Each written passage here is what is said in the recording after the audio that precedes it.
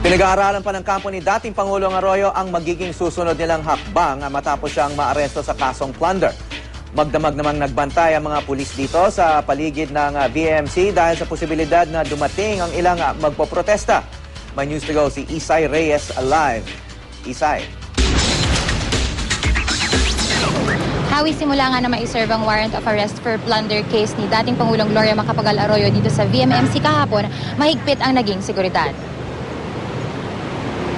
Magdamagang nagbantay ang mga pulis sa palibot ng Veterans Memorial Medical Center. Ayon sa mga pulis, sila raw ay naatasan na palibutan ng buong perimeter ng VMMC, lalo na't may posibilidad na dumating ang ilang nagpoprotesta. Banta na may mga rallyista po na dadating. Meron dito po sa main gate, meron po sa likod, meron din po sa loob ng dito po sa VMMC. Kanina pasado alas 6 ng umaga humarap sa media ang tumatayong spokesperson ni Representative Gloria Arroyo na si Attorney Raul Lambino at ayon sa kanya, masakit man na nanatili raw cooperative si Ginang Arroyo at ang kanyang pamilya. Marami pa rin daw silang katanungan pero iniiwasan nilang bigyan ng kulay ang nangyari. Hindi namin maiwasang magtaka dahil naka-schedule pa po yung hearing kahapon sa aming motion for determination of probable cause.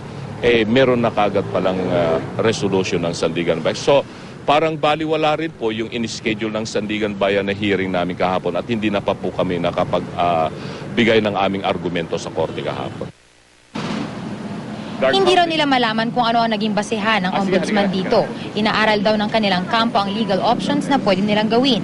Naniniwala kasi sila na ang kasong inihain ay wala ring matibay na basehan tulad ng naunang naisampang kaso na electoral sabotage. Pwede po kaming magpunta sa Supreme Court para po questionin yung ginawa po ng ombudsman na paghahain ng reklamo sa Sandigan Bayan. Ganon din po yung naging resolusyon ng Sandigan Bayan doon sa aming motion for determination of probable cause. Malaki ang aming paniniwala na itong kasong inihain nila sa Sandigan Bayan ay wala rin po silang matibay na basihan. Kasi kung susuriin po natin to, lahat ng mga sinasabi po nilang mga pera po na gastos po sa PCSO ay properly audited.